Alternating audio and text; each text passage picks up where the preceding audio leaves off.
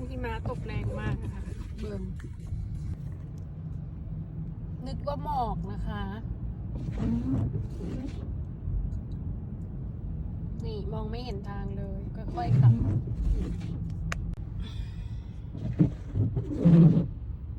เลี้ยวไม่เห็นเลย ตกไม่หนักนะคะ แต่ว่าตกเยอะอันนี้น้อยเบิงฟ้าเด้พี่น้องคือหมอกบอค่อยๆคลานค่ะมืดมัวมาก